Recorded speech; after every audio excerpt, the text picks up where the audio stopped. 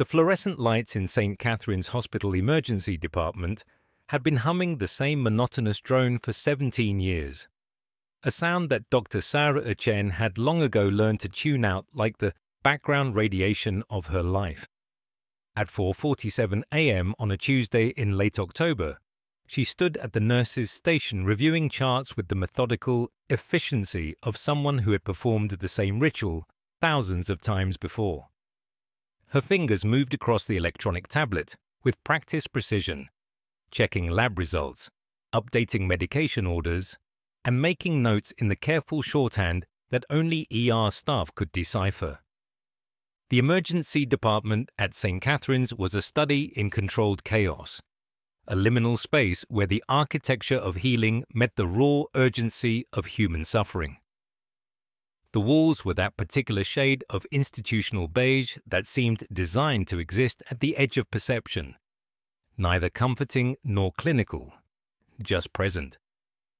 The floor tiles, once white, now bore the permanent shadow stains of countless gurneys, wheelchairs, and hurried footsteps. Above, the ceiling tiles showed water damage in the far corner, a maintenance request that had been pending for 8 months.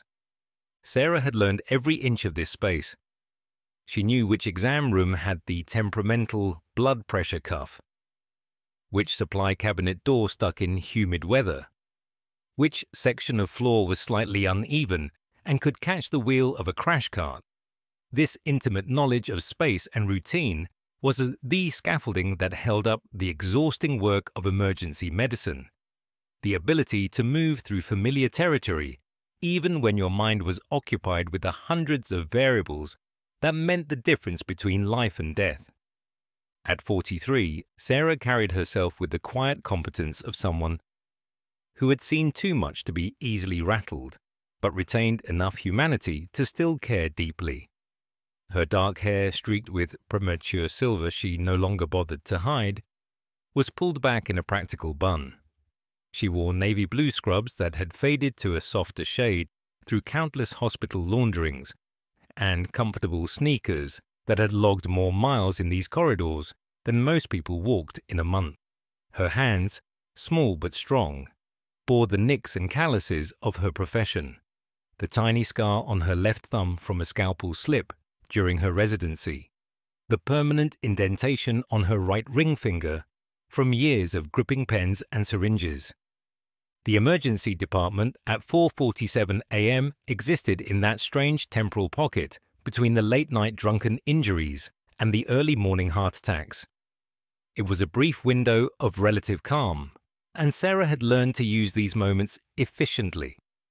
She finished reviewing the overnight admits, signed off on discharge papers for a teenager with a sprained ankle, and made a mental note to follow up on the elderly man in bed 7 who'd come in with chest pain that turned out to be severe indigestion, but whose EKG she wanted to review one more time before sending him home. Dr. Chen. The voice belonged to Marcus Webb, a third-year resident with kind eyes and a tendency to second-guess himself. He approached the nurse's station with a tablet in hand, his fresh scrub still crisp at this early hour. The man in bed 7, his troponin levels came back. They're borderline. Sarah nodded, already pulling up the results on her own screen. This was the dance of emergency medicine, the constant weighing of risk and resources, the delicate balance between overcaution and dangerous dismissal.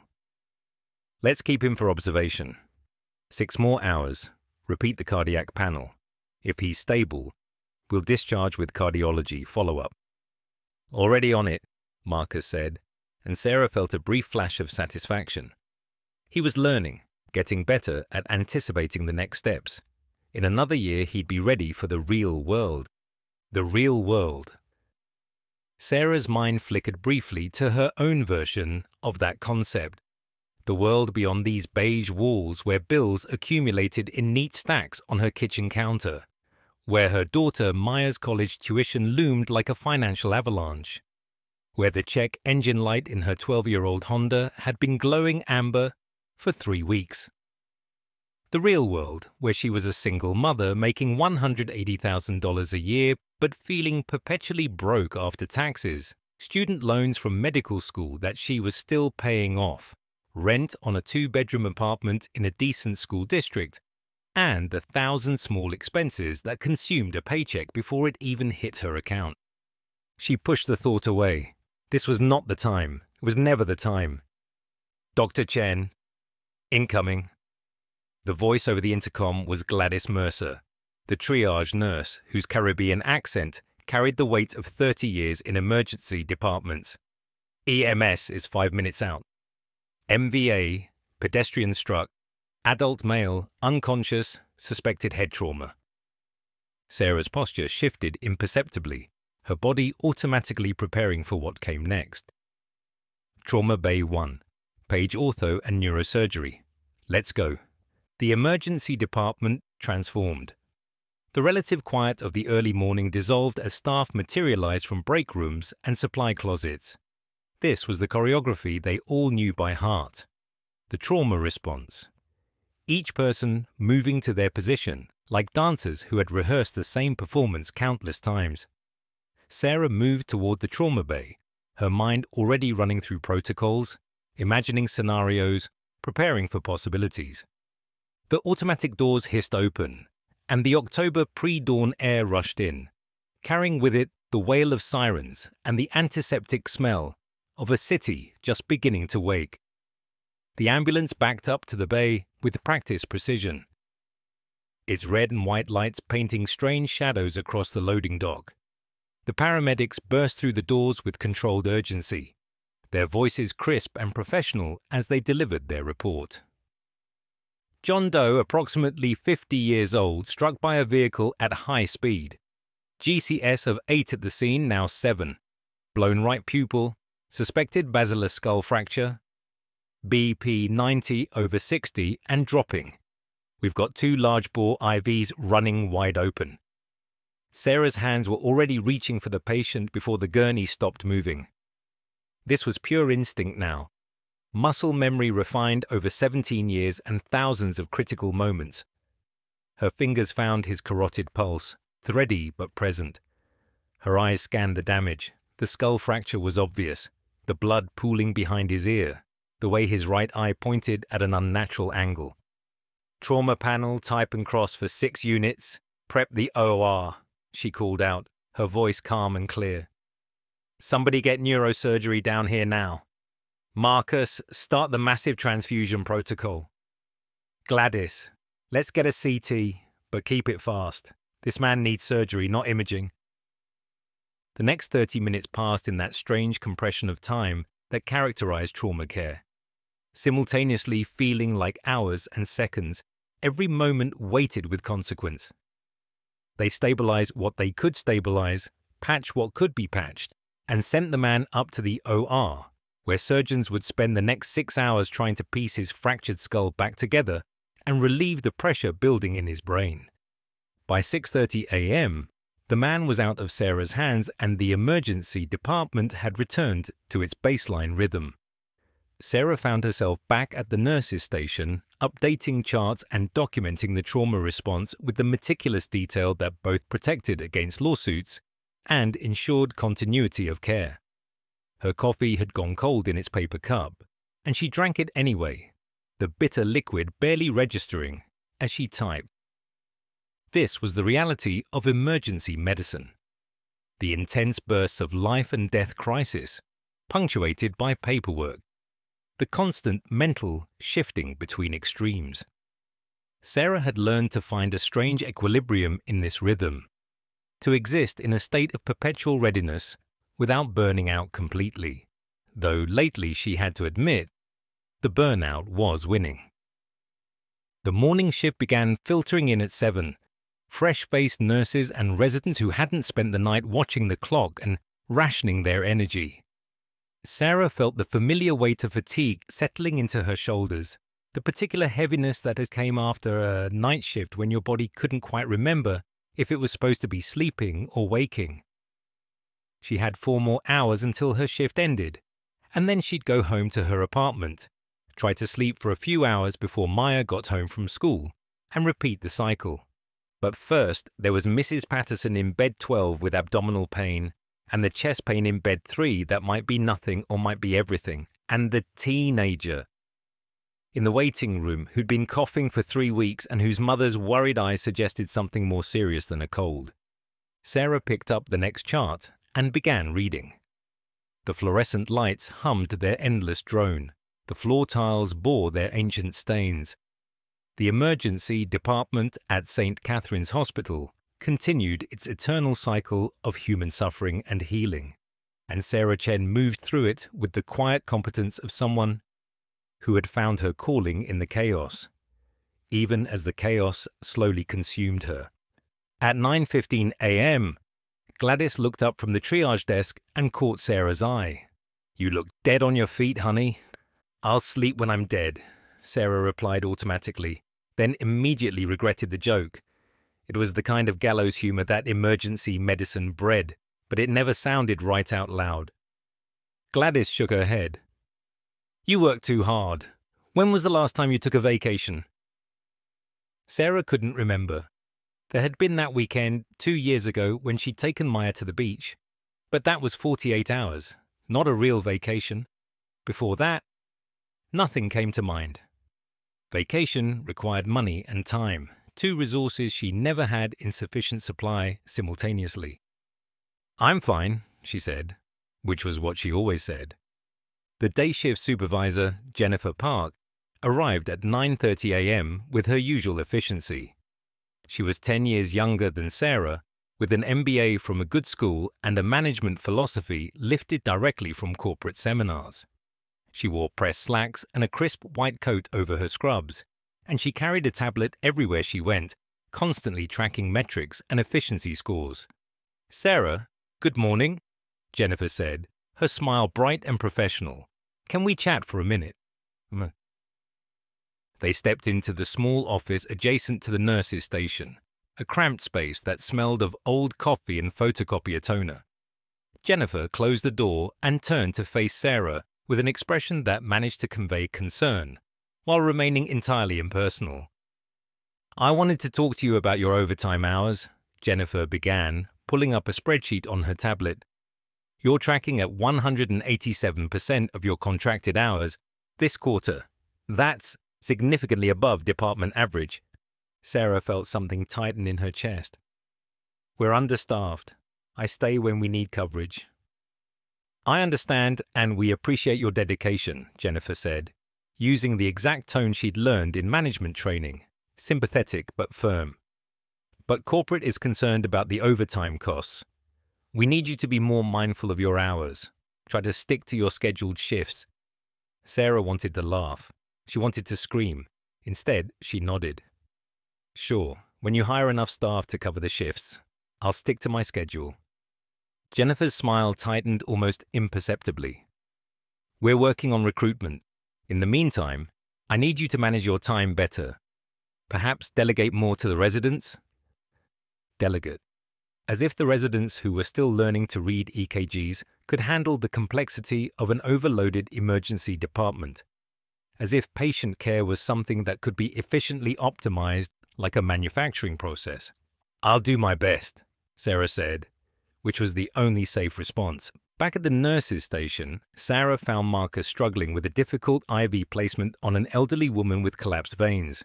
She stepped in without a word, her experienced hands finding the vein on the first try. The elderly woman squeezed her hand in gratitude. "Thank you, doctor," the woman whispered. "You have healing hands." Sarah managed a smile. "Just practice, Mom. Lots of practice." But as she walked away, she thought about Jennifer's spreadsheet and the corporate concern over overtime costs. And she wondered how you put a price on healing hands, how you calculated the value of 17 years of practice and the kind of competence that came from showing up, day after day, night after night, even when you were exhausted and broke and couldn't remember your last vacation. The morning wore on. Sarah treated a construction worker with a nail through his hand, a college student with alcohol poisoning, a child with a fever that turned out to be nothing serious but required careful attention to rule out meningitis. Each patient was a puzzle, a problem to be solved, and Sarah found a strange comfort in the work even as her body screamed for rest. At 11 a.m., she stepped outside for 5 minutes of fresh air. The October sun was bright and cold, the kind of weather that made her think of Maya's upcoming birthday, of the costume they still needed to buy for Halloween, of the permission slip for the school field trip that was probably buried somewhere in her bag. She pulled out her phone and sent a quick text to her daughter. "Love you, home around noon. Want to order pizza for lunch?" Maya's response came immediately. "Can't. Studying at Emma's. Home for dinner." Sarah felt a pang of something. Disappointment, guilt, the vague sense that she was missing her daughter's life in real time. But what choice did she have? The bills didn't pay themselves. Maya's college fund didn't grow without deposits. The world didn't stop spinning just because she was tired. She texted back, "Sounds good. Be safe. Love you." Then she turned and walked back into St. Catherine's Hospital, through the automatic doors that hissed open and closed like the breath of some enormous machine. Back into the fluorescent lighting and the beige walls and the endless cycle of human suffering and healing. Sarah Chen, Maryland, emergency medicine physician, single mother and carrier of quiet competence, returned to her post at the nurses' station. She picked up the next chart. She reviewed the labs. She made her notes. She did her job. The fluorescent lights hummed their monotonous drone. The clock on the wall ticked forward. The emergency department prepared for whatever came next. And in the parking lot 3 miles away, on the interstate that cut through the city like a concrete river, traffic began to slow. Cars merged and stopped. A truck driver reached for his coffee. A mother adjusted her rearview mirror to check on her sleeping child. A businessman composed an email on his phone at a red light. The ordinary moments before, everything changed. At 11:47 a.m., the first call came through to dispatch.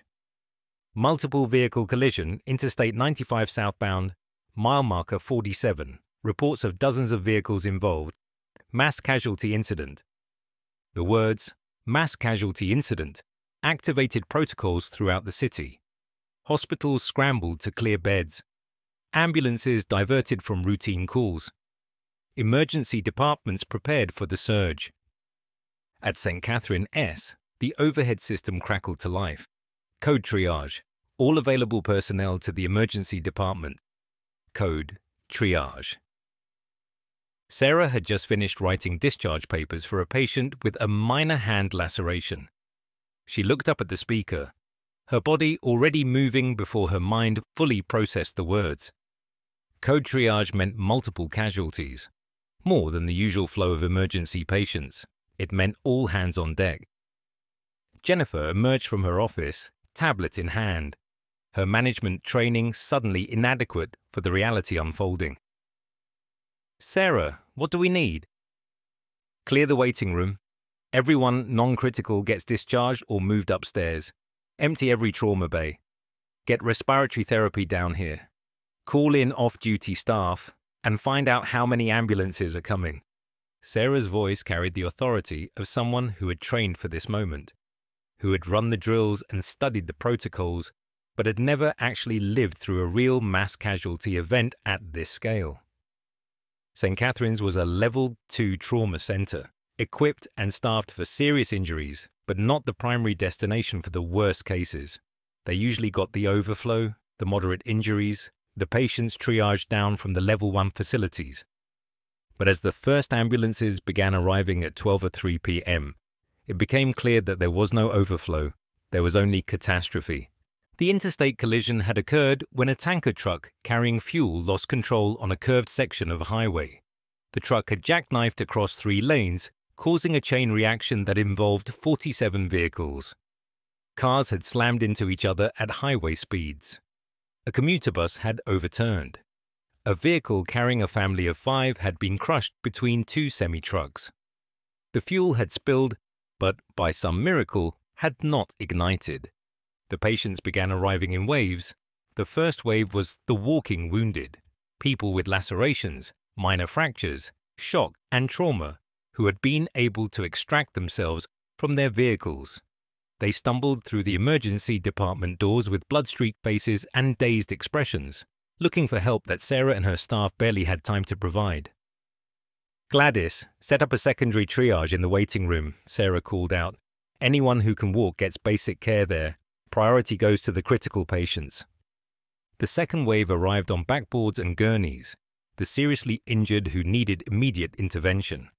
Sarah moved from patient to patient with grim efficiency, making split-second decisions about who needed surgery, who needed imaging, who could wait, who couldn't. A woman in her 30s with a crushed pelvis and internal bleeding. Or now, Page Orthopedics. A teenage boy with a tension pneumothorax, his chest walls sucking in with each breath. Chest tube, bed 3. Marcus, you're with me. An elderly man with a flailed chest and respiratory distress. Intubate and ICU. This was battlefield medicine. Triage in its purest and most terrible form. Sarah had learned the principles in medical school.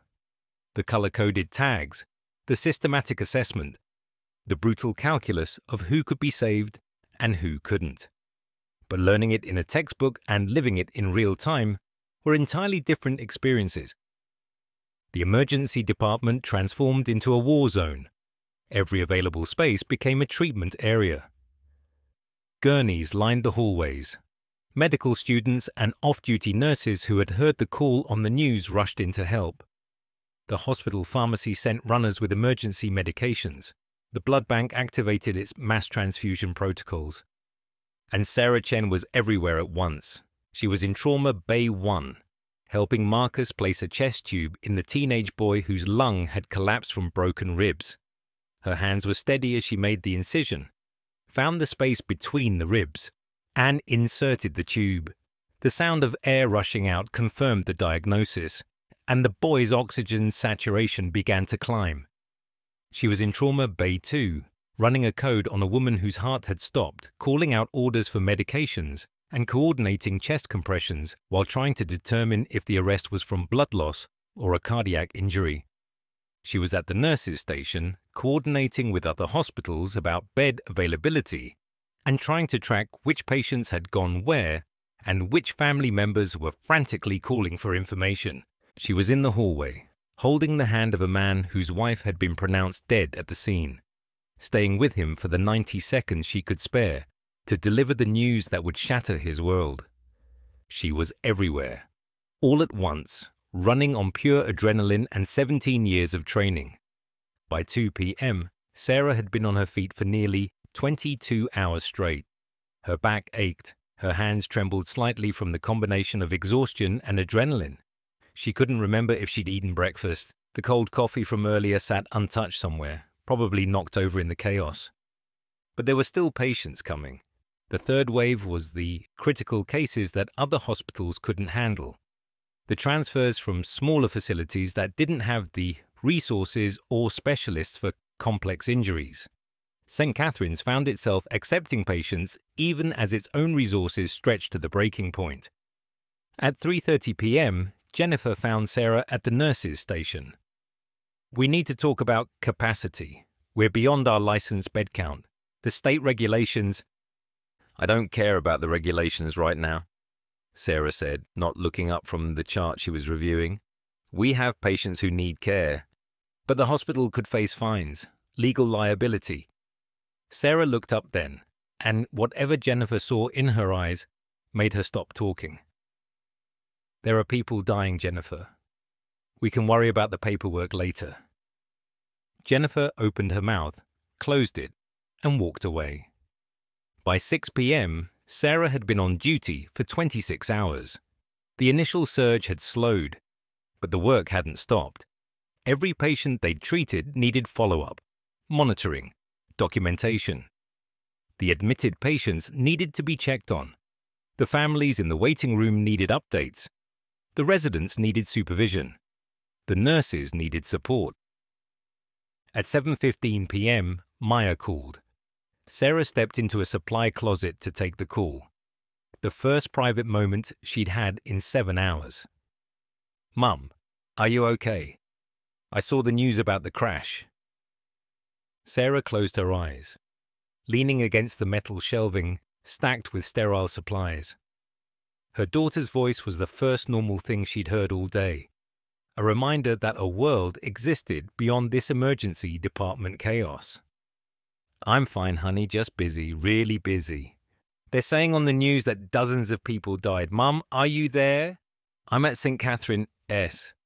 We're helping the injured. Listen, I don't know when I'll be home. It might be late." There was a pause. Maya was 16, old enough to understand what late meant in this context. "Do you want me to bring you food or something?" Sarah felt her throat tighten. This was her daughter, worried about her mother offering to help, growing up too fast because she had to. "No, baby, you stay home, do your homework, I'll be fine." "Mum, I have to go, I love you." She hung up before Maya could protest and stood there in the supply closet for 30 seconds, letting herself feel the exhaustion and the weight of what she'd seen today. Then she pushed it all down, straightened her shoulders, and went back out into the emergency department. At 9 p.m., the hospital administrator, David Reeves, appeared in the emergency department. He was a tall man in his 50s, with silver hair and an expensive suit that looked absurdly out of place in the blood-splattered chaos. He found Sarah in the middle of examining a patient with a suspected spinal injury. "Dr. Chen, I need you to come to my office." "I'm busy. This is urgent." Sarah looked up from her patient, her jaw tight. "This patient has a potential spinal fracture. That's urgent. Your office can wait." "Dr. Chen, 10 minutes." Sarah finished her examination, ordered the appropriate imaging, and made sure the patient was stable. Then, and only then, did she follow Reeves through the corridors to the administrative wing of the hospital. His office was pristine. Polished wood desk, leather chairs, artwork on the walls that probably cost more than Sarah's annual salary. The contrast with the emergency department was jarring. "Sit down," Reeves said, settling into his chair. "I'd rather stand. What's this about?" Reeves steepled his fingers, his expression grave.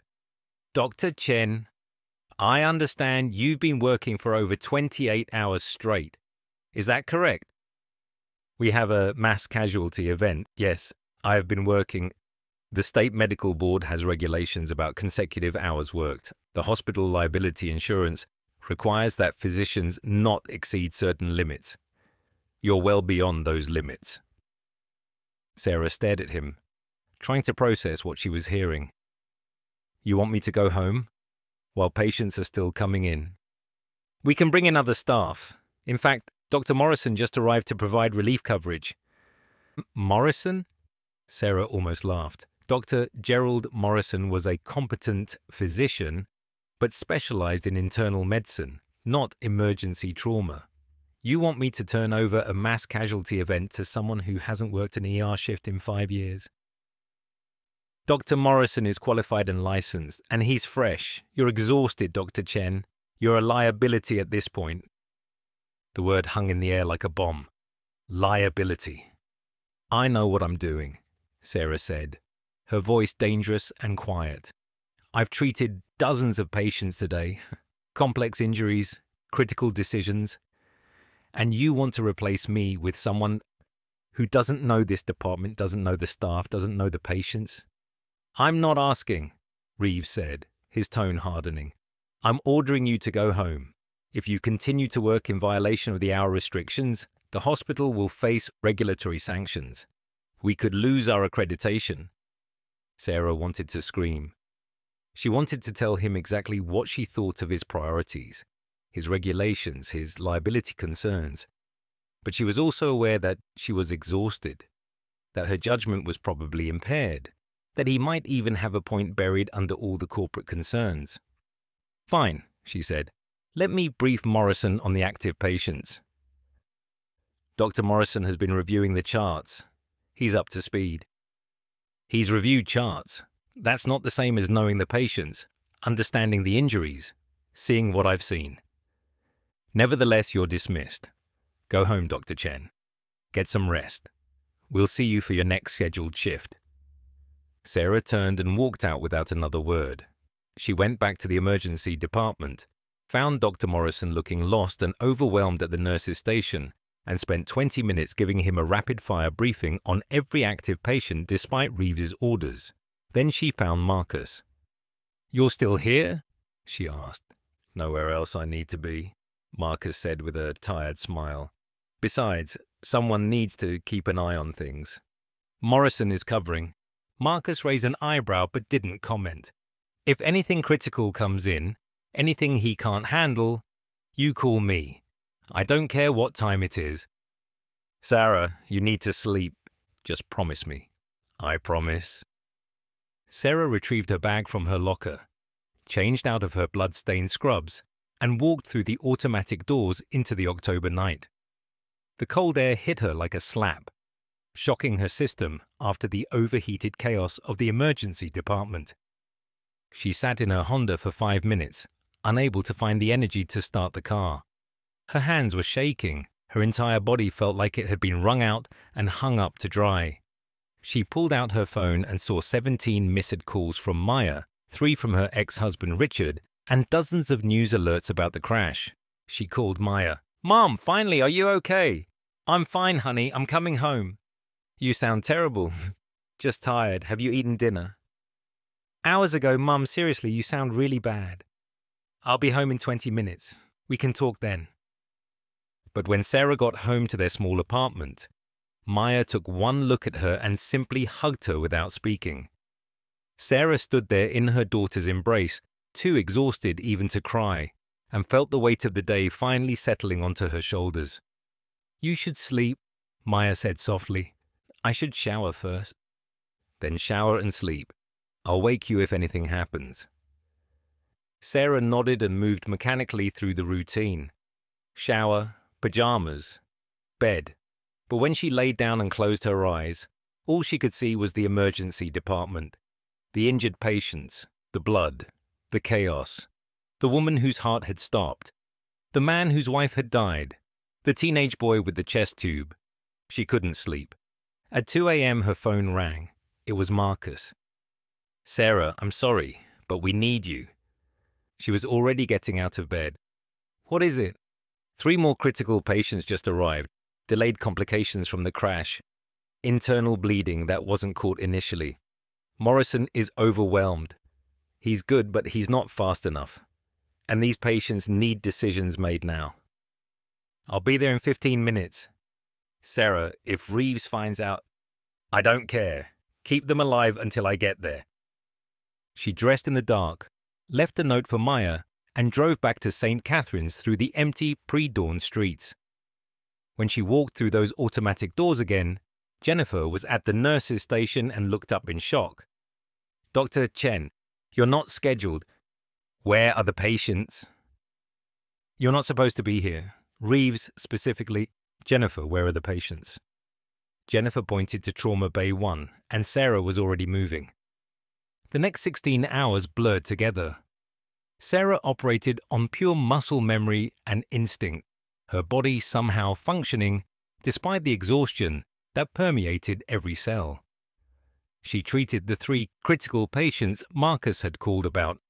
One with a ruptured spleen, one with a delayed aortic tear, one with a developing compartment syndrome that would have cost him his leg if they'd waited another hour. She consulted on cases throughout the hospital. She supervised the residents. She made rounds on the patients she'd admitted the previous day. She talked to families. She documented everything. Other physicians rotated in and out, taking their scheduled shifts. Sarah never left. By Wednesday evening, she'd been at the hospital for 48 hours straight, minus the 4 hours she'd spent at home not sleeping. She moved through the corridors like a ghost, sustained by coffee and determination, and something she couldn't quite name, a need to see it through, to make sure every patient she'd touched got the care they needed. At 11 p.m. on Wednesday, nearly 48 hours after the crash, Sarah finally finished her rounds. The emergency department had returned to its normal rhythm. The mass casualty event was over. The survivors were either recovering in the hospital or had been discharged. The dead had been counted and mourned. Sarah sat down at the nurse's station and began the tedious work of completing her documentation. Every patient encounter needed notes. Every procedure needed coding. Every decision needed justification. Her fingers moved slowly across the keyboard, her eyes burning with fatigue. Marcus found her there at 1 a.m. "You're still here." "Almost done." "Sarah, you've been here for 2 days." 46 hours, actually, minus the 4 I went home. "That's insane." Sarah looked up at him, managing a weak smile. "That's emergency medicine." "That's martyrdom. Someone had to do it." "Did they, though? Other people were here. We could have managed." Sarah thought about the 3 patients who would have died if she hadn't come back. The teenage boy whose chest tube she'd placed. The woman whose code she'd run. All the small decisions and interventions that had accumulated over 2 days into the difference between life and death for dozens of people. "Maybe," she said, "but I don't know if I could have lived with myself if I'd stayed home." Marcus pulled up a chair and sat beside her. "You know Reeves is gonna crucify you for this." "Probably." "It was worth it, though, what you did. All those people, they're alive because of you." Sarah didn't respond. She finished her documentation, logged out of the system, and stood up. Her legs wobbled slightly, and Marcus reached out to steady her. "Go home," he said gently. "Get some real sleep." "I will. Sarah gathered her things, said goodbye to the night shift staff, and walked out through those automatic doors one more time. The October night was cold and clear, stars visible despite the city lights. She stood for a moment in the parking lot, breathing in the fresh air, feeling the enormity of what she'd just lived through. 48 hours, 2 days, 1 mass casualty event, dozens of patients, all those lives intersecting with hers for a brief moment in the emergency department of St. Catherine's Hospital. She got in her Honda, started the engine, and drove home. Maya was asleep on the couch, waiting for her. Sarah covered her daughter with a blanket, kissed her forehead, and stumbled to her own bedroom. She was asleep before her head hit the pillow. The next morning, Thursday, October the 31st, Sarah woke to the sound of her phone ringing. She fumbled for it, still half asleep, her body protesting every movement. "Hello? Dr. Chen, this is David Reeves. I need you to come to the hospital immediately. We need to discuss your actions during the mass casualty event." Sarah sat up, adrenaline cutting through the fog of sleep. "What about them? Just come in. We'll discuss it in person." He hung up before she could respond. Sarah sat on the edge of her bed, staring at her phone, and felt a cold dread settling into her stomach. This wasn't a thank you. This wasn't recognition for her work. This was something else entirely. She got dressed, texted Maya that she had to go back to the hospital, and drove through the morning traffic to St. Catherine S. But when she pulled into the parking lot at 9:30 a.m., she noticed something strange. There were vehicles parked near the emergency department entrance that didn't belong there. Dark SUVs with tinted windows, arranged in a precise formation that spoke of security and authority. Sarah parked and walked toward the entrance, her mind trying to puzzle out what she was seeing. Hospital security, police, why would they be here? As she had approached the automatic doors, they opened, and she saw something that made her stop in her tracks. The emergency department was lined with men and women in dark suits and crisp uniforms.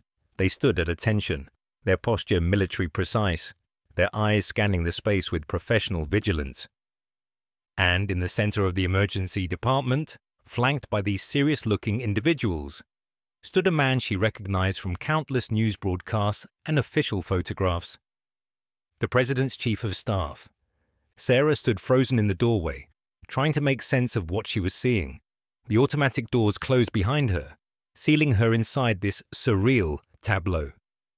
The Chief of Staff stepped forward, his expression grave but respectful. "Dr. Sarah Chen." She nodded, unable to find her voice.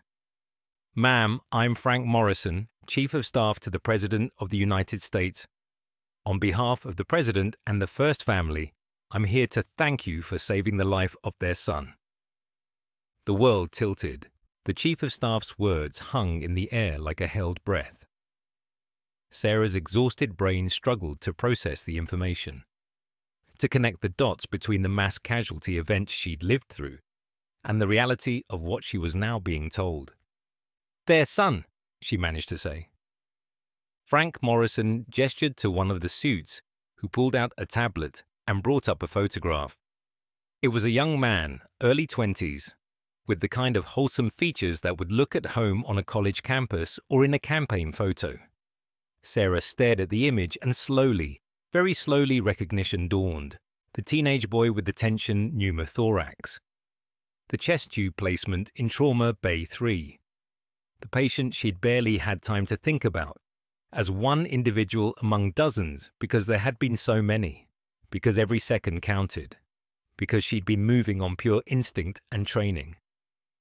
Andrew Caldwell, Morrison said quietly, the President's son. He was driving home from a volunteer project when the crash happened. If you hadn't recognized the tension pneumothorax, if you hadn't placed that chest tube within minutes of his arrival, he would have died before surgery.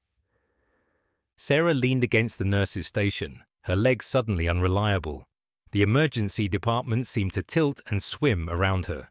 Secret Service agents stood at attention throughout the space, and she realized with dawning horror that they had been guarding the President's son while he recovered upstairs, that she'd been treating him without knowing, that she'd done a dozen other procedures that day and hadn't given him a second thought once he'd stabilized. I didn't know, she whispered. We know, Morrison said. That's what made it so remarkable. You treated him exactly as you treated everyone else that day, with skill, speed, and dedication. You saved his life, Dr. Chen. The President and First Lady wanted me to come here personally to thank you. Where is he now? Being transported to Walter Reed for additional observation, but he's going to make a full recovery because of you. Sarah felt tears pricking at her eyes, the combination of exhaustion and emotion finally breaking through her professional composure. She'd saved the President's son, not because he was the President's son, but because he was a patient who needed help, just like all the others. David Reeves appeared from somewhere.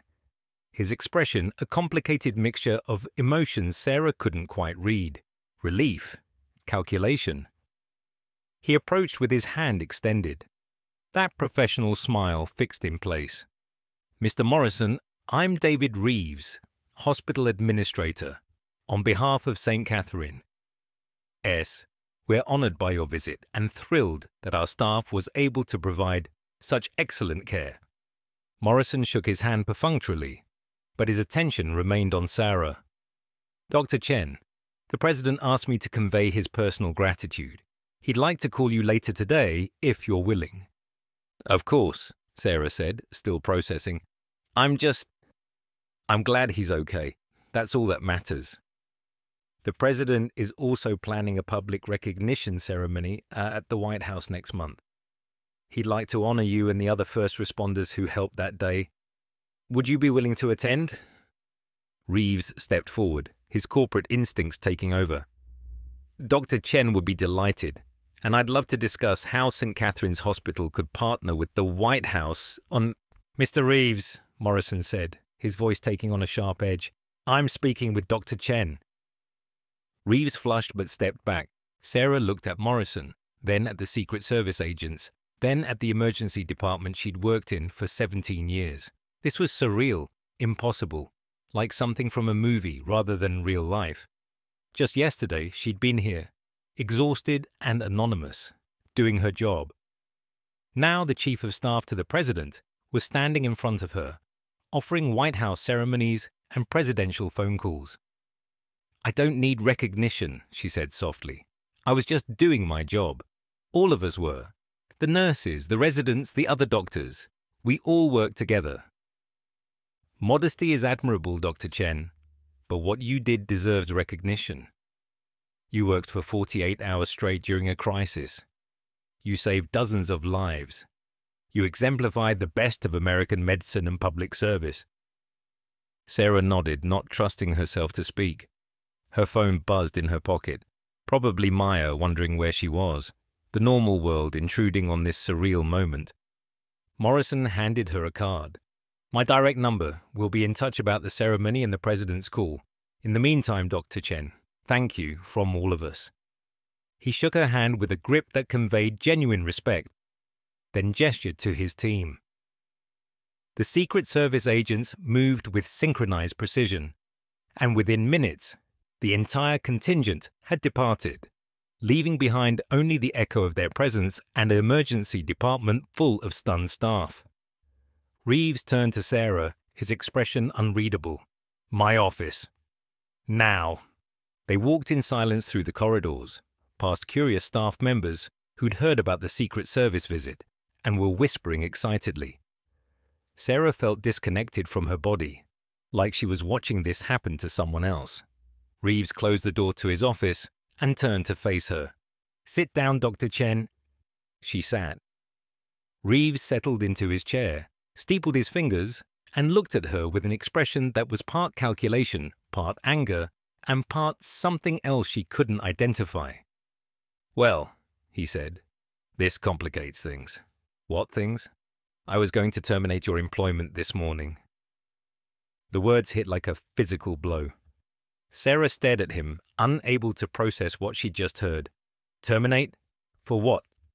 For flagrant violation of hospital policy, state regulations, and your employment contract. You worked 48 consecutive hours in violation of explicit orders to go home. You created a massive liability for this institution. I saved lives. You endangered patients by working while exhausted. You violated state medical board regulations. You ignored direct orders from hospital administration. Any one of those things is grounds for termination. Sarah's hands clenched into fists in her lap. I endangered patients. I treated over 70 patients during that mass casualty event. I performed emergency procedures that saved lives. I supervised residents and coordinated care across multiple departments. And you think I should have gone home and let them die? I think you should have followed the rules, Reeves said coldly. Rules exist for a reason. They protect patients and protect institutions. The rules were written for normal circumstances. That was a mass casualty event. And we had protocols for mass casualty events. Protocols that include rotating staff, bringing in additional physicians, and managing resources sustainably.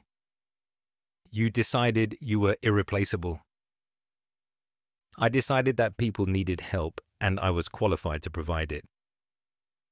Reeves leaned forward, his voice dropping to something dangerous. Do you know what your stunt cost this hospital? The overtime, the insurance implications, the regulatory scrutiny we're now facing because our ER physician worked 48 straight hours? The lawsuits waiting to happen if any of those patients have complications? Sarah felt something cold settled in her chest. This was about money. It had always been about money, not about the patients, not about the care, not about the lives saved, about liability and insurance and the bottom line. So you were going to fire me, she said quietly, for saving lives, for violating policy.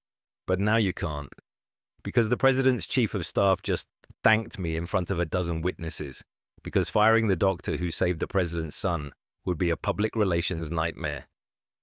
Reeves's jaw tightened. This complicates the situation. It doesn't complicate anything. It exposes the truth. You don't care about patient care. You care about profit margins and risk management. I care about running a viable institution, Reeves snapped. Do you know how thin our margins are? Do you understand the financial pressure hospitals face?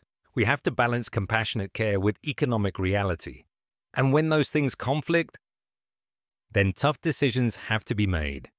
They stared at each other across the polished wood desk. 17 years of accumulated resentment and exhaustion and fundamental philosophical differences crystallizing into this single moment. So what now?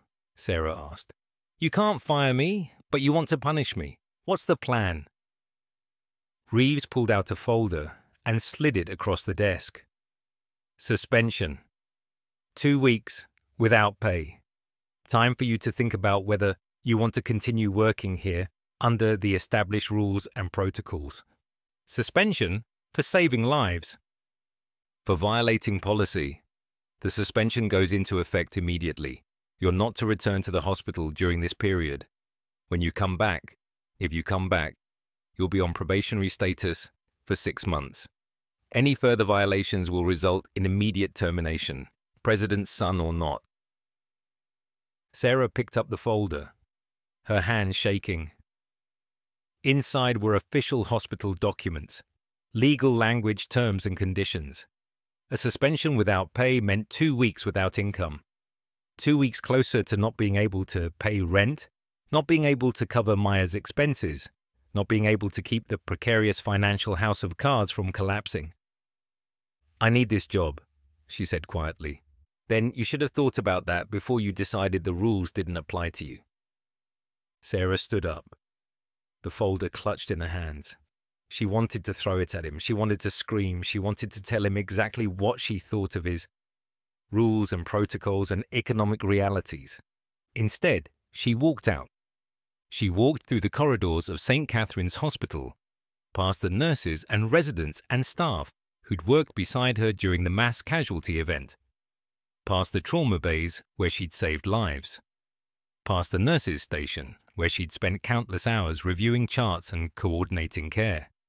Gladys saw her and started to smile, then saw her expression and stopped. Sarah, what happened? I'm suspended, Sarah said, not stopping. 2 weeks without pay. What? Why? But Sarah kept walking. She couldn't stop, couldn't talk about it. Couldn't face the questions and the sympathy and the injustice of it all. She walked out through those automatic doors one more time. But this time, she didn't know when or if she'd walk back through them. In the parking lot, she sat in her Honda and finally let herself cry. Great wrenching sobs that came from somewhere deep inside.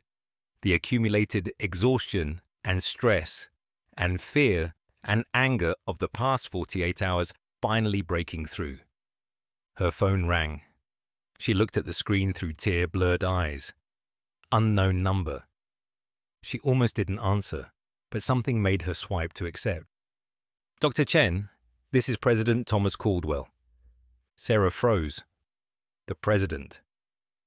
The actual president of the United States was calling her personal cell phone while she sat crying in a hospital parking lot after being suspended for saving his son's life.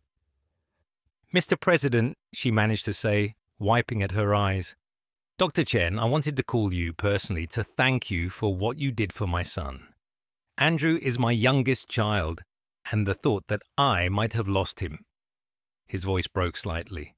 I can't express my gratitude adequately. You saved my son's life.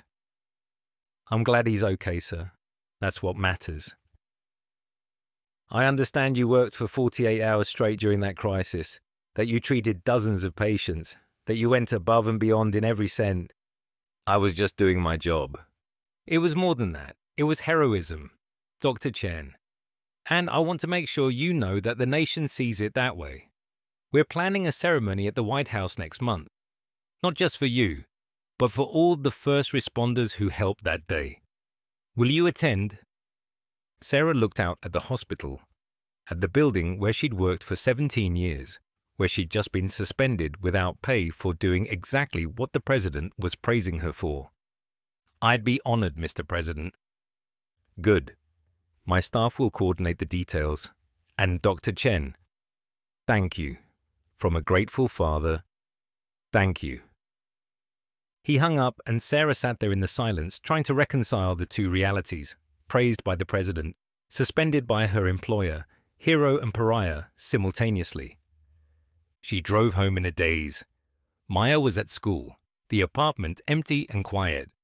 Sarah walked to her bedroom, lay down and stared at the ceiling. 2 weeks without pay. She did the math in her head. Rent was due in a week. She had maybe $3,000 in her checking account. The rent was $2,400. That left $600 for groceries, utilities, gas, and Maya's expenses. And the check engine light was still glowing in the Honda, and she'd been putting off the dentist appointment, and Maya needed new winter boots because she'd outgrown her old ones. She pulled out her phone and called her ex-husband Richard. "Sarah, everything okay? I need to ask you something, okay? Can you cover Maya's expenses for the next 2 weeks? I'm having a cash flow problem." There was a pause. Richard had remarried, started a new family, moved to a different state. He paid his child support on time, but hadn't been actively involved in Maya's life for years. "What happened? It's complicated. I need help for a couple of weeks. Sarah, I'm already paying child support. I don't have extra money lying around." "I know, I'm sorry. Forget I asked." "Wait, are you in trouble? Is Maya okay?" "Maya's fine. Everyone's fine. I'll figure it out." She hung up before he could ask more questions. Then she called the landlord and explained she'd be late with rent. Then she called the electric company and asked about a payment extension. Then she sat at her kitchen table and looked at her bank statements and credit card balances and tried to figure out how to make numbers add up that simply wouldn't. Maya came home from the school and found her there. "Mum, what are you doing home? I thought you had a shift." Sarah looked up at her daughter, 16 years old, so smart and beautiful and full of potential, and tried to figure out how to explain what had happened. "I'm suspended from work for 2 weeks. Maya's eyes went wide. "What? Why?" "It's complicated. I did the right thing, but it violated hospital policy." "That doesn't make sense." "Welcome to the real world, honey." Maya sat down across from her. "Are we going to be okay?" Sarah wanted to lie, to reassure her, to pretend everything would be fine. But Maya was 16, not 6. She deserved the truth. "It's going to be tight for a couple of weeks. We'll have to be careful with money, but we'll be okay. I can get a job. Emma's sister works at the mall. She could—" "No, you focus on school. That's your job. I'll handle the rest." But lying in bed that night, Sarah wasn't sure she could handle the rest. She'd saved lives, including the president's son, and her reward was suspension and financial stress and uncertainty about her future. The next 2 weeks passed in a haze of anxiety and boredom. Sarah, who had spent 17 years moving constantly through the controlled chaos of emergency medicine, found herself with nothing to do. She couldn't go to the hospital. She couldn't work. She could only wait. She filled the time with small tasks, finally getting the Honda's check engine light addressed, a $600 repair that made her cry in the mechanic's waiting room, organizing closets, cooking elaborate meals that Maya didn't have time to eat, and refreshing her bank account balance compulsively, as if staring at the numbers might make them multiply. The story of the crash and the president's son broke in the media. Reporters called her cell phone. News vans appeared outside her apartment building. Social media exploded with debate about her situation, some people calling her a hero, others arguing she'd violated important safety regulations, most people just fighting in comment sections without any real understanding of what had happened. Sarah ignored it all. She stayed inside, avoided the reporters, and didn't read the news articles or social media posts. What did it matter what strangers thought? The only opinions that mattered were her daughter's, her patients', and her own. And her own opinion was increasingly uncertain. Had she been reckless? Should she have gone home when ordered? Were the rules there for a reason? And had she endangered patients by working while exhausted? Or had she done exactly what any good physician would do in a crisis, stayed until the job was done? Until every patient was stable, until the emergency was over? She didn't know anymore. The certainty she'd felt in the moment had been eroded by 2 weeks of silence and suspension and mounting bills. On the 10th day of her suspension, Jennifer Park called. "Sarah, I wanted to check in, see how you're doing." "Fine," Sarah lied. "Listen, there's something you should know. There's a board meeting next week to discuss your case. Reeves is pushing for your termination despite the suspension." Sarah sat down slowly. He's still trying to fire me? The board is concerned about the liability issues, and there's pressure from the insurance company. They're saying that if the hospital keeps you on staff despite the violations, it could affect our coverage. I saved the president's son. I know. But corporate doesn't care about that. They care about regulations and liability and money. Yes, and money. So what happens now? The board meets on Tuesday. They'll make a final decision. I'm sorry, Sarah. I know this isn't fair. Jennifer hung up, and Sarah sat there feeling the walls of her life closing in, possibly losing her job. 2 weeks without pay turning into permanent unemployment. 17 years of emergency medicine ending because she'd done her job too well, cared too much, stayed too long. That weekend, she took Maya out for pizza. They couldn't afford it. But Sarah needed something normal, something that felt like their regular life. Mum, what's going to happen? Maya asked, picking at her slice. I don't know, honey. If you lose your job, we'll have to move, won't we? Sarah hadn't wanted to think about that, but Maya was right. Without a job, she couldn't afford the rent. They'd have to find somewhere cheaper, probably in a worse school district, farther from Maya's friends and her life. Maybe, but let's not borrow trouble. We'll deal with whatever happens. This is so unfair. Life is unfair sometimes. That's a cop-out answer? Sarah smiled despite everything. You're right. It is. The truth is that I did what I thought was right, and sometimes doing the right thing has consequences. I wish the world worked differently. But it doesn't. So they're going to punish you for being a hero? I'm not a hero. I'm just a doctor who did her job. The president called you a hero. The president isn't my employer. They finished their pizza in relative silence, both of them thinking about Tuesday's board meeting and what it might mean. On Monday night, Sarah couldn't sleep. She lay in bed running through scenarios, imagining arguments she might make, trying to prepare for an outcome she couldn't control. At 2 a.m., she gave up and went to the kitchen, making tea she didn't really want. Her phone buzzed. A text from Marcus. Thinking of you. Tomorrow will work out. Have faith. Sarah smiled sadly. Marcus's faith in justice and fairness was touching but naive. The world didn't work that way. Good people got punished for doing the right thing all the time. That was just reality. She was still awake at 5 a.m. when the sun began to rise, painting her apartment in shades of gold and amber. Another day, another set of problems to solve. Another step forward into an uncertain future. At 8 a.m. on Tuesday, Sarah dressed in her most professional outfit. A suit she hadn't worn since her medical school interviews, pulled from the back of her closet and wrinkled from years of neglect. She ironed it carefully, put on minimal makeup, and looked at herself in the mirror. She looked like someone going to a funeral. She drove to St. Catherine's Hospital, parked in the visitor lot since her employee parking pass had been deactivated, and walked through the main entrance rather than the emergency department doors. The building felt foreign now, a place where she'd spent 17 years but no longer belonged. The board meeting was in the conference room on the administrative floor. Sarah arrived 15 minutes early and sat in the waiting area, her hands folded in her lap, her heart pounding. At 9 a.m. exactly, Reeves emerged from the conference room. Dr. Chen, the board is ready for you. Sarah stood, smoothed her suit, and walked into the room. The conference room was large and impersonal, with a long table surrounded by leather chairs. The hospital board members sat arranged around the table, a mixture of physicians, community leaders, and business executives who governed the hospital's operations. They looked up as she entered, their expressions ranging from sympathetic to hostile.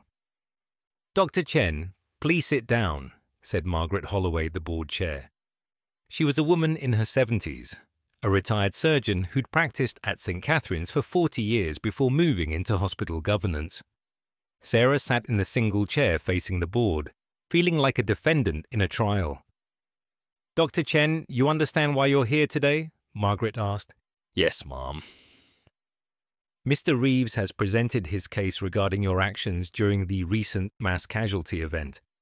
We've reviewed the documentation, the timeline, and the hospital policies in question. Before we make our decision, we wanted to give you an opportunity to speak. Is there anything you'd like to say? Sarah looked around the table at these people who would decide her fate. She thought about all the things she could say: the defense of her actions, the lives she'd saved, the injustice of punishing dedication. But when she opened her mouth, what came out was simpler. I did what I thought was right. I stayed because patients needed help and I was qualified to provide it. I would make the same choice again. If that's grounds for termination, then I guess I don't belong here. Margaret nodded slowly. Thank you for your honesty. Please wait outside while we deliberate. Sarah walked back to the waiting area, sat down, and stared at the wall. It was over. She knew it was over. They were going to fire her, and then she'd have to figure out how to rebuild her life from scratch at 43 years old with a daughter to support and student loans and bills and... The conference room door opened. Margaret stood there, her expression unreadable. Dr. Chen, please come back in. Sarah walked back into the room, her legs feeling disconnected from her body. Dr. Chen, Margaret said, remaining standing while the other board members sat. This board has considered all the factors in your case: the policy violations, the regulatory concerns, the liability issues, and the extraordinary circumstances of the mass casualty event. Sarah waited, barely breathing. However, before we announce our decision, I need to tell you that something happened about 30 minutes ago that has influenced our deliberations. Margaret gestured to one of the board members, who held up a phone displaying a news article. The president announced this morning that you'll be receiving the Presidential Citizens Medal next month. It's one of the highest civilian honors the nation can bestow. The announcement specifically cited your extraordinary dedication and life-saving actions during a mass casualty crisis. Sarah stared at the phone's screen, trying to process this new information. Additionally, Margaret continued, we've received calls this morning from 3 major news networks requesting interviews about your situation. The story has gained national attention, and the optics of this hospital firing a Presidential Citizens Medal recipient for saving lives are problematic. Sarah felt something twist in her stomach. So you're not firing me because it would look bad? Dr. Chen, not because I saved lives, not because I did the right thing, but because the public relations would be difficult. Margaret's expression softened. Dr. Chen, I'm 74 years old. I spent 40 years practicing emergency medicine before I retired. I've seen a lot of changes in healthcare, most of them for the worse. The corporatization, the focus on metrics and margins, the way business considerations have replaced clinical judgment. She paused, her eyes meeting Sarah's directly. If I'd been in your position during that mass casualty event, I would have done exactly what you did. And 20 years ago, the hospital would have given me a medal instead of a suspension. But that's not the world we live in anymore. Sarah felt tears stinging her eyes, but refused to let them fall. The board has voted to rescind your suspension, restore your back pay, and remove the probationary status. You'll return to your regular duties immediately. Additionally, we're updating our mass casualty protocols to provide more flexibility for on-duty physicians during crisis situations. Sarah sat down, her legs finally giving out. Thank you. Don't thank us yet, Margaret said quietly. The policies that created this situation still exist. The financial pressures still exist. Nothing has fundamentally changed. You just happen to be lucky enough to save the president's son and get national attention. What about the next physician who does the right thing but doesn't have that protection? It was a question Sarah didn't know how to answer. For now, Margaret continued, you're reinstated. But Dr. Chen, be careful. The system is not your friend. Sarah nodded, stood on shaking legs, and walked out of the conference room. In the hallway, she leaned against the wall and finally let the tears come. tears of relief and rage and exhaustion and the bitter knowledge that she'd won this battle only because of luck and timing, not because justice had prevailed. Her phone buzzed. A text from Maya. "How did it go?" Sarah typed back, "I still have a job." Maya's response was immediate. "I knew it. You're amazing, Mom." But Sarah didn't feel amazing. She felt tired and compromised, and aware that she'd only survived because of extraordinary circumstances. What about the next time? What about the next crisis? What about all the other healthcare workers who faced impossible choices and didn't have the president's gratitude to protect them? She walked through the hospital corridors back to the emergency department, back to the place where she'd spent 17 years of her life. Staff members congratulated her, patted her back, told her they were glad she was back. But something had broken inside her, the illusion that doing good work and caring about patients would be enough, the belief that the system rewarded dedication and competence, the naive faith that healthcare was about healing rather than profit. Sarah Chen had won this battle, but she'd lost something more important, the trust that the institution she served had any interest in protecting her while she protected others. Part 4. Honor Restored.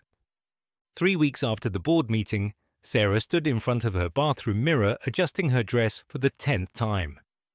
The navy blue sheath dress was the nicest thing she owned, purchased on sale 2 years ago for a medical conference she'd ended up not attending. She'd paired it with simple black heels and minimal jewelry, pearl earrings that had been her mother's, a simple watch. Maya appeared in the doorway, holding up her phone. "Mum, you look beautiful. Can I take a picture?" "I look nervous," Sarah corrected, but she smiled for the camera anyway. "You're going to meet the president at the White House. Of course you're nervous." Sarah checked her purse for the 3rd time, wallet, phone, the official invitation from the White House with its impressive eagle seal and formal calligraphy. Everything was in order. Everything was ready. So why did she feel like her stomach was doing gymnastics? The car service arrived at 9 a.m., a sleek black sedan that looked absurdly fancy parked outside their modest apartment building. The driver, a professional man in his 50s, opened the door for her with practiced courtesy. "Dr. Chen, we'll be taking you to the airport. Your flight to Washington departs at 11:30. Sarah hugged Maya goodbye, giving her daughter the list of emergency contacts and reminders about homework and not staying up too late. Maya rolled her eyes with teenage exasperation, but hugged her back tightly. "Make me proud," Maya whispered. "I'll try." The drive to the airport, the first-class seat on the plane, her first time flying first class ever, the car waiting at Reagan National, it all passed in a blur. Sarah felt disconnected from herself, like she was watching someone else's life unfold. This wasn't her world. She was an ER doctor from a struggling hospital, not someone who got picked up by government cars and flown first class to presidential ceremonies. But here she was. The White House was smaller than she'd expected, but somehow more impressive. The weight of history palpable in every column and window. Sarah was escorted through the security checkpoints by staff members who were professionally friendly, but clearly trained to spot threats. She joined a group of other honorees in a reception room. Firefighters, police officers, paramedics, all people who had responded to the crash or other emergencies. Everyone seemed as nervous and out of place as she felt. At 2 p.m., they were led through corridors lined with portraits of past presidents into a ceremonial room where rows of chairs had been arranged facing a small stage. Family members and dignitaries filled the seats. Sarah spotted Maya in the front row. Someone from the White House staff had arranged for her to fly out separately and surprise her. Sarah's eyes filled with tears seeing her daughter there, looking so grown up and proud. The ceremony began with military precision. A Marine band played as the president entered, followed by the First Lady and their son Andrew, the teenager Sarah had treated without knowing, who now stood healthy and whole thanks to her intervention. President Caldwell approached the podium, and the room fell silent. Today, we honor extraordinary Americans who exemplified the best of our national character during a moment of crisis, he began, his voice carrying the practiced authority of a leader, but also genuine emotion. On October the 29th, a catastrophic accident on Interstate 95 claimed 17 lives and injured dozens more. In the chaos and horror of that day, first responders rushed toward danger while others fled. They saved lives, they prevented further tragedy, and they reminded us all what it means to serve something larger than ourselves. He went on to describe the crash, the response, the heroes being honored. Then he turned his attention to Sarah. Dr. Sarah Chen is an emergency medicine physician at St. Catherine's Hospital. For 17 years, she has served her community with skill and dedication. On that October day, Dr. Chen worked for 48 consecutive hours, treating over 70 patients, performing emergency procedures, and coordinating care during overwhelming chaos. Sarah felt her face flush as hundreds of eyes turned towards her. Among the patients Dr. Chen treated was my son, Andrew. She recognized his tension pneumothorax, placed a chest tube that saved his life, and did so without knowing who he was or seeking any special recognition.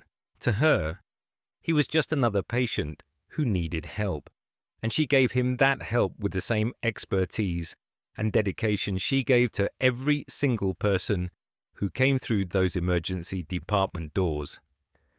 The president paused, his voice thickening with emotion. As a father, I am forever grateful to Dr. Chen, but as your president, I recognize that what she did represents something larger, a commitment to service, a willingness to sacrifice personal comfort and safety for the welfare of strangers, and a moral courage that defines the best of American medicine. He gestured for Sarah to stand, and on shaking legs she rose from her chair. Dr. Sarah Chen, please come forward. Sarah walked to the stage, acutely aware of every step, every person watching. The president stood waiting with a blue box in his hands, the Presidential Citizen's Medal inside. Dr. Chen, he said quietly, just for her, you saved my son's life. You saved dozens of lives. And then your hospital suspended you for doing it. That's not the American way. That's not justice. He opened the box and placed the medal around her neck, a heavy bronze disc suspended on a blue and white ribbon. Sarah felt the weight of it settle against her chest, felt the president's hands on her shoulders as he looked directly into her eyes. Thank you, he said, from a grateful father and a grateful nation. Thank you. The room erupted in applause.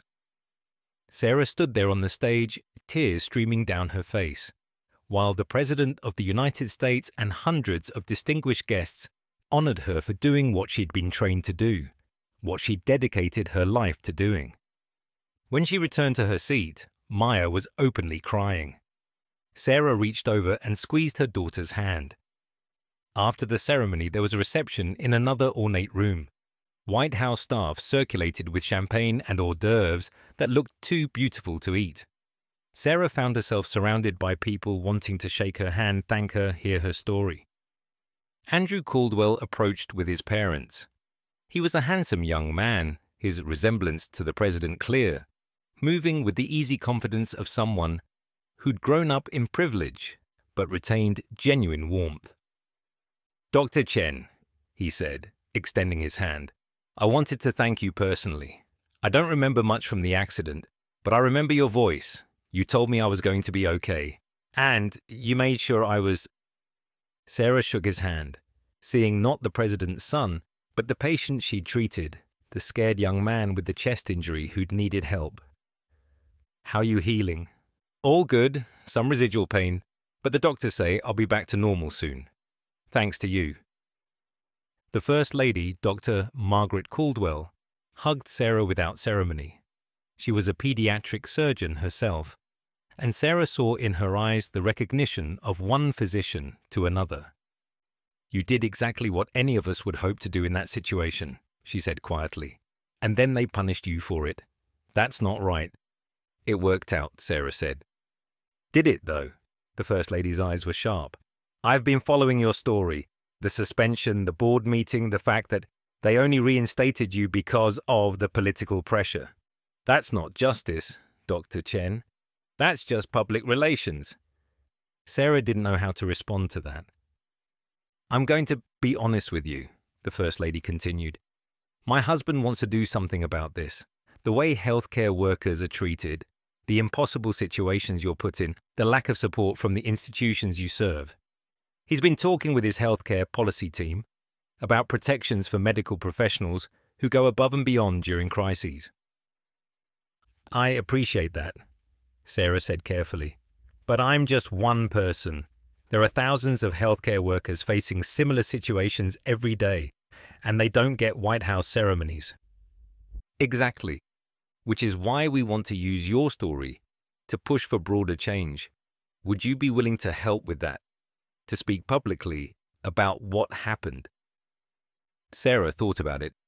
About going public, becoming a spokesperson, putting herself in the media spotlight.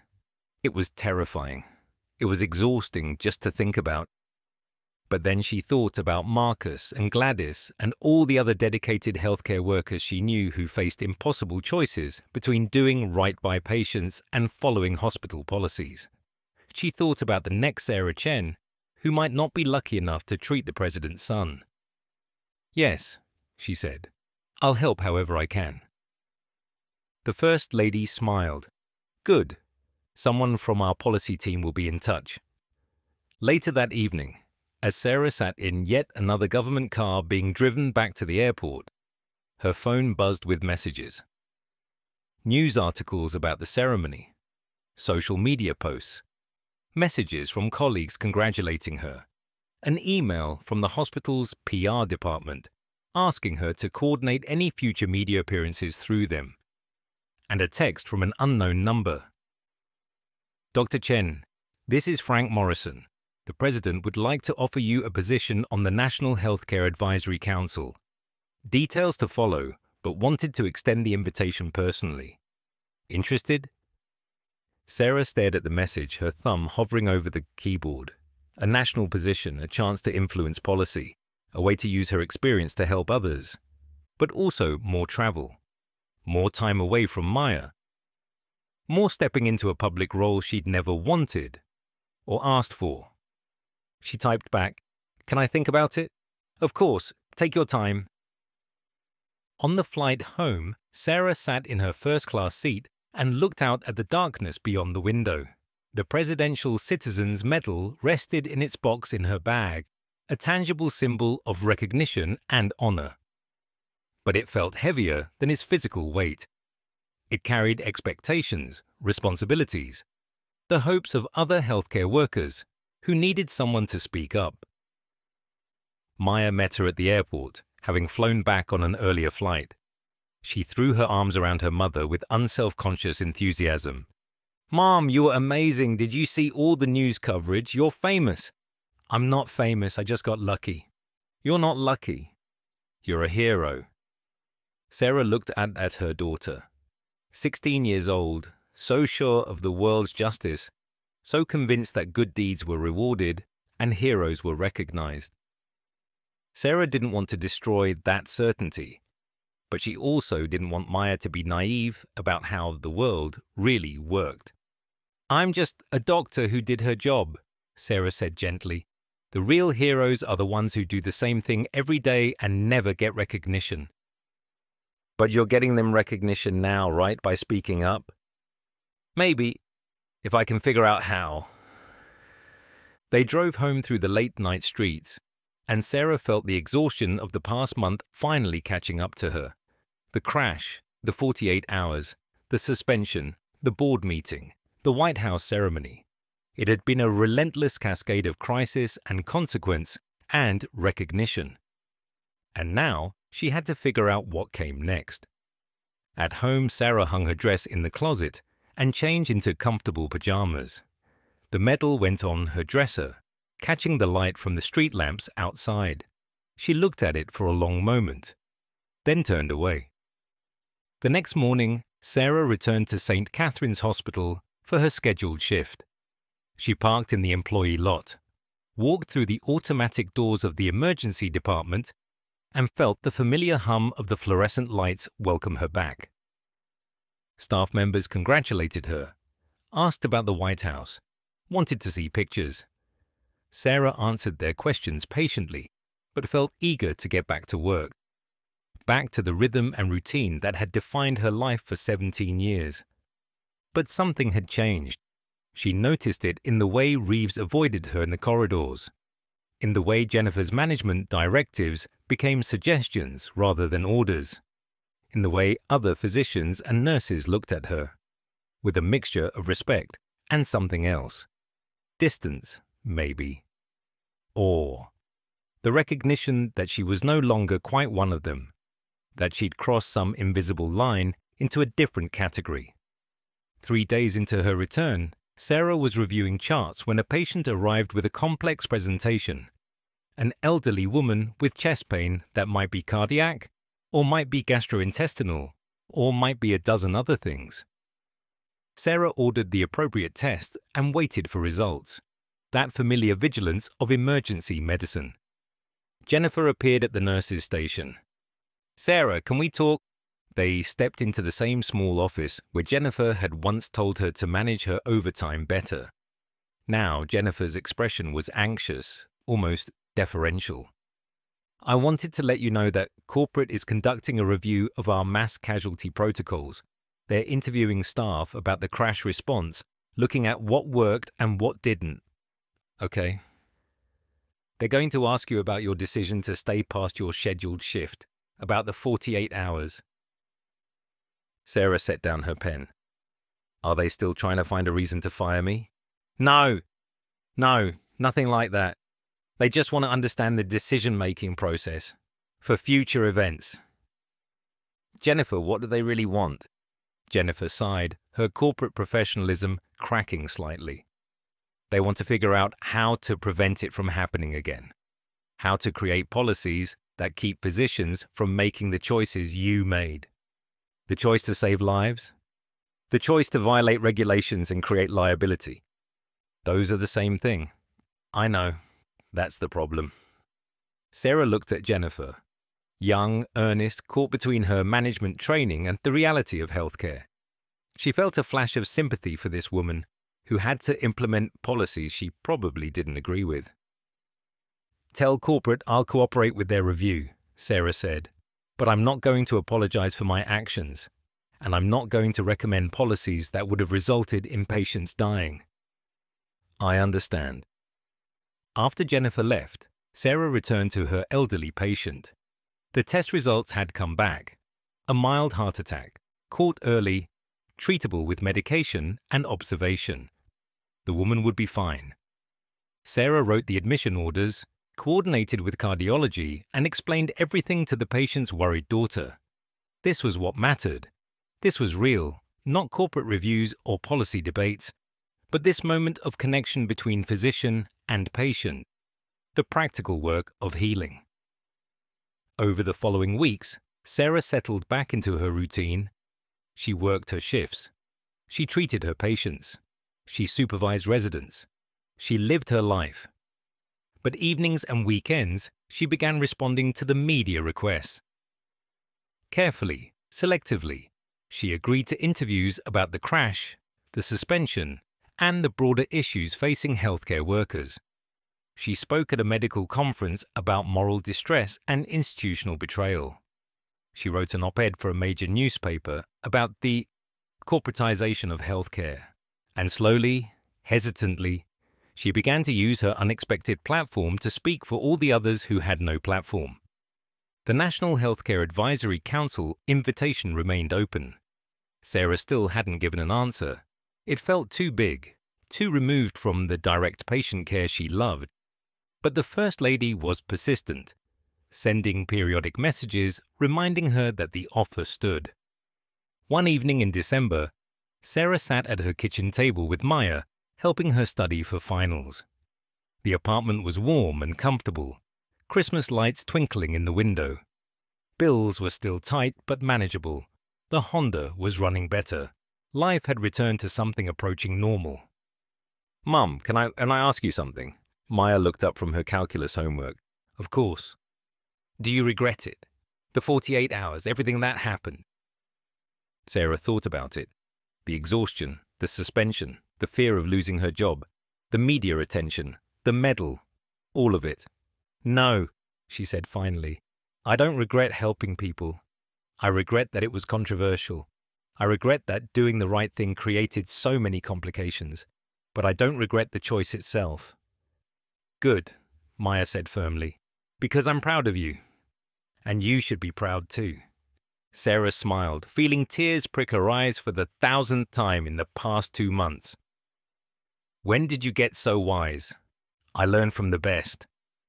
That weekend, Sarah made her decision. She called Frank Morrison's number and accepted the position on the National Healthcare Advisory Council. It would be part-time, wouldn't interfere with her clinical work, and would give her a chance to influence policy at a national level. "Excellent," Morrison said. "The president will be pleased. Your first meeting is in 3 weeks. We'll send details."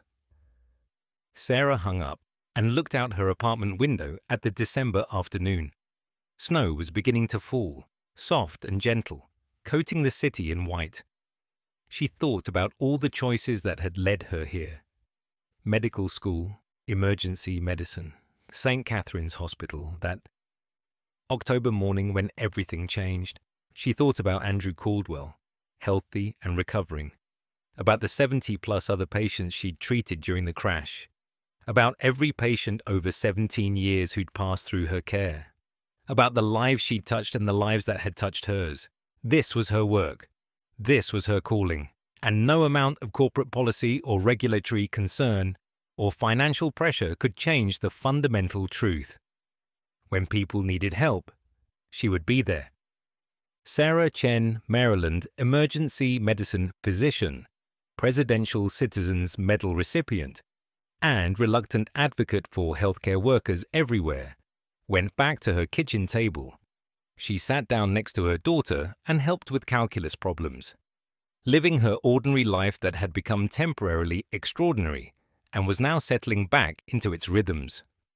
On Monday, she would return to St. Catherine's Hospital. She would walk through those automatic doors, hear the hum of the fluorescent lights, see the familiar beige walls.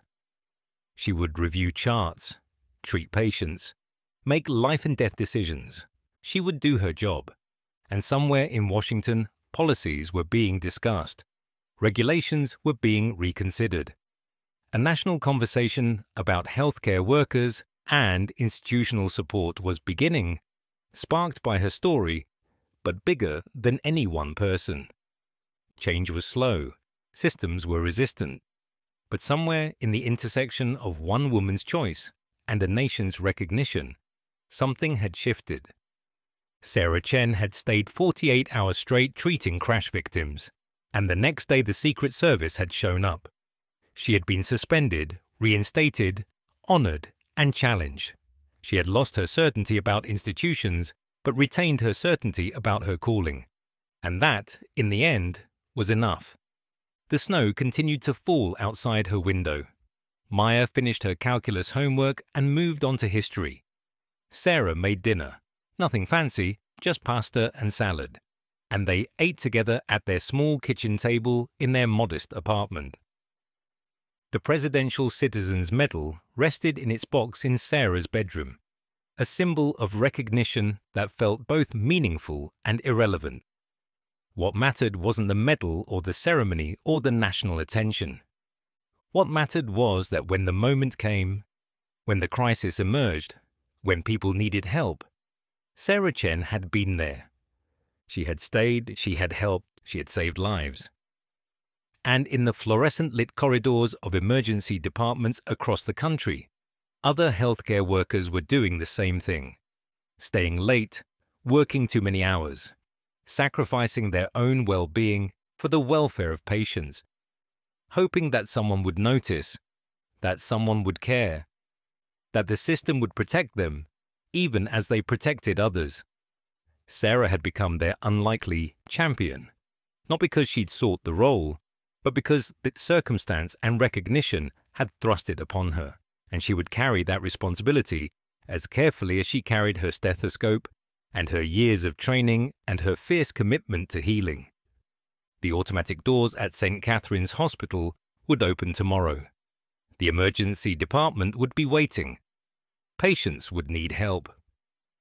And Dr. Sarah Chen, 43 years old, 17 years into her career, survivor of crisis and consequence, would be ready. She would walk through those doors and begin again. Because that's what healers do. They show up, they stay, they help. Even when the system tries to break them, even when doing right comes at a cost, they stay. And that, Sarah had learned, was the truest form of heroism, not the dramatic moments captured in news headlines, but the quiet, persistent commitment to caring for others. Day after day, shift after shift, year after year, the snow fell, the city quieted. Maya yawned and announced she was going to bed. Sarah cleaned up the dinner dishes, turned off the lights, and stood for a moment looking out at the winter night. Tomorrow would bring new challenges. Tomorrow would bring new patients. Tomorrow would bring the ongoing struggle to balance institutional demands with clinical reality. But tonight, in this moment, Sarah Chen was at peace. She had done her job. She had saved lives. She had survived. And she would do it again tomorrow, because that's what it meant to be a healer in a broken system. To persist, to endure, to care deeply even when caring came at a cost. Sarah went to bed, the Presidential Citizen's Medal glinting softly in the darkness, and slept the dreamless sleep of someone whose conscience was clear. The automatic doors would open tomorrow. The fluorescent lights would hum. The beige walls would stand witness.